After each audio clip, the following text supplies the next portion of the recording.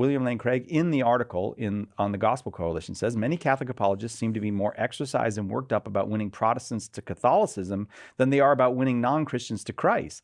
And that seems to me a misplaced emphasis. He is telling himself a fantasy story right there.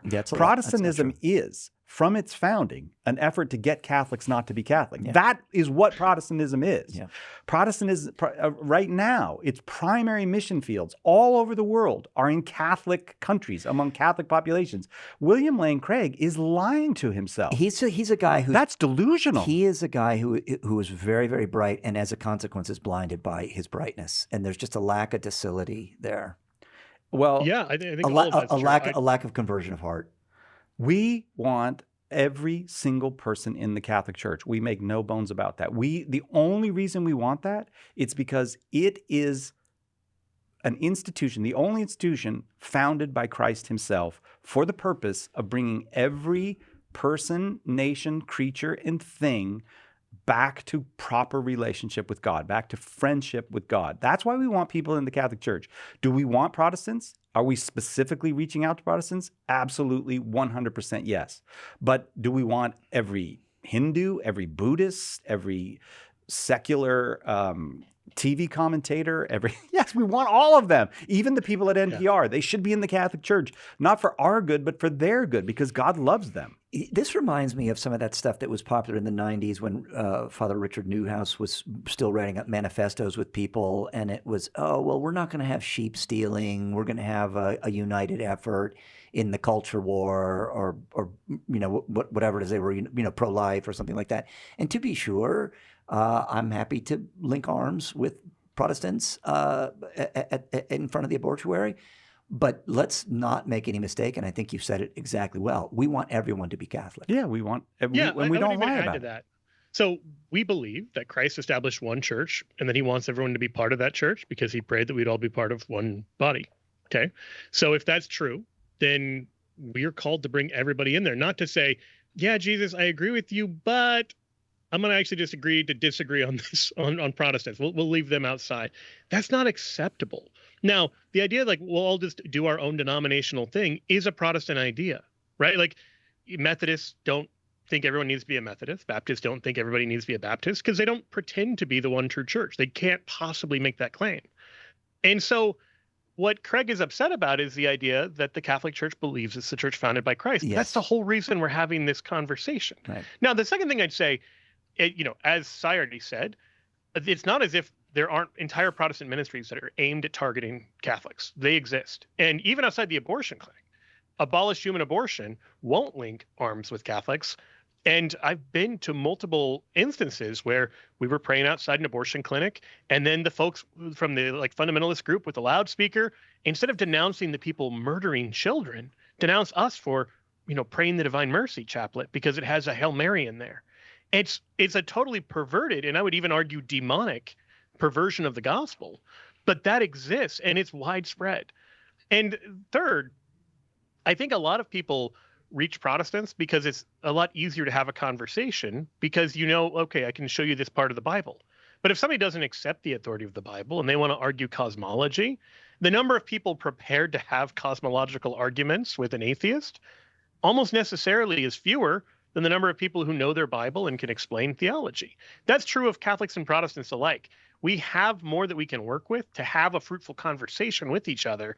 And so I don't think one needs to wax conspiratorial. Fourth, and this is the last thing I'll say here, I think that there's just a lot of delusional thinking about this. And I'd point you in the article, it points to this Italian Protestant pastor, Leonardo di Cicero, or Chirico. Whatever. Chirico. Yeah, Chirico. There it is. Oh, Chirico. Yeah, Chirico. is hard. Hey, the three of us, we got to an Italian pronunciation. Yeah. Chirico. We did it. We worked our way through it. Yeah. He attacks Bishop Barron's Word on Fire ministry as if it's an outreach to disappointed evangelicals. That's not I don't think anyone could possibly watch Word on Fire and think, who Bishop Barron's mostly targeting? Evangelicals. It's solipsistic. It's crazy. Yeah. Meanwhile, the guy they're citing who's Catholics lamenting Catholics having responses to Protestantism has an entire page called Vatican Files where he just comments on Catholicism. Oh, really? So it's the insane double standard of we're going to attack Catholics, but if you respond to us at all, even in the course of mostly responding to atheists, we're going to act like you picked on us. It's bizarre. Yeah. Here's what the article says. What are some practical ways Protestant believers can respond to the rise of online Catholic apologetics? Which again, let's go back to Carl Keating and give him credit where credit is due. I mean, years and years and years ago, he was at the foundation of this movement, which is bearing so much fruit. But among the 4 things they suggested was not the one that I would suggest. Of how to respond to yes. Catholic apologetics. You mean like become Catholic? Become Catholic, yes. Yes. Well, or, it's not because we're better consistent people than you. It's not because we're smarter people than you. It's got nothing to do with us or you. It has to do with the person of Jesus Christ, who wants to meet you in the Eucharist, who wants to forgive your sins. And if you're someone who really thinks it doesn't matter if someone's Catholic or Protestant, don't respond to people becoming Catholic then. Be like, that's fine. Yeah, right. Like if you're actually indifferent to denomination, I would say, number 1, our Lord isn't. But number 2, if you are, then let people become Catholic and don't get worked up about it. It's true. If William Lane Craig sees Lutheran become a Methodist, I don't think he gets exercised about that. Right. Yeah. No, right, right. But because it's all mere Christianity. But it didn't follow that principally. Like if someone says, I don't think Catholics are Christians, then fine. You can see why each side would care about that. But there's something that it strikes me as disingenuous about saying like, hey, it doesn't matter if you're Catholic or Protestant, but don't become Catholic. Then I will say this, they did a dangerous thing at the end. They mentioned 4 Protestant thinkers that you can watch on YouTube. And you know why that's dangerous? Because next year, those people might have figured it out and come into the Catholic Church. Again, this is not some form of triumphalism.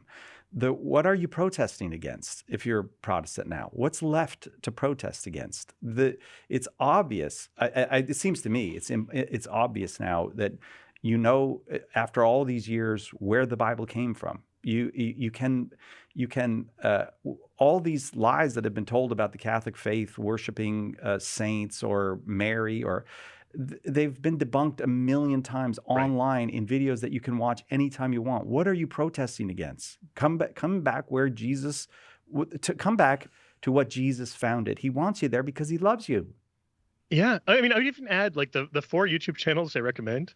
It's Gavin Ortland, who's a Reformed Baptist, who doesn't agree with Dr. Jordan Cooper, who is a Lutheran, who doesn't agree with Mike Winger, who is an evangelical, who doesn't agree with Wes Huff. I mean, it's 4 people who don't actually preach the same thing and just saying like, hey, don't listen to what Catholics are saying. That's like a single coherent theology. Listen to these 4 disagreeing voices instead. Right. Some Some say John the Baptist, some say one of the prophets. And it's like, no. Like there's error is diverse and contradictory. Truth is united. I mean, literally, Gavin Ortland's channel is called Truth Unites. Where do you find a church proclaiming a single vision of the truth? Yes. And it's just remarkable. Last thing, I know I'm going long on this. Mike Winger is quoted in this accusing Catholics of lying about Catholic teaching to try to get Protestants to become Catholic. And I would suggest the humbler approach is to say, maybe Catholics understand Catholic theology better than you do.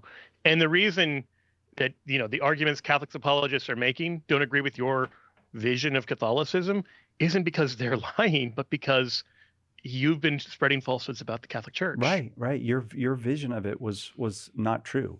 And one of the things I do love about Trent Horn, I've loved it for years about Trent Horn, but you too, Joe, all these you guys, is this sense that we're not trying to cover up the sins of the Catholic Church. Like we get it. Like if you're looking at the Catholic Church going, oh, I don't want to belong to that. Look at what a mess that's been throughout history. Yeah, that's a perfectly reasonable response. You have to work your way past that.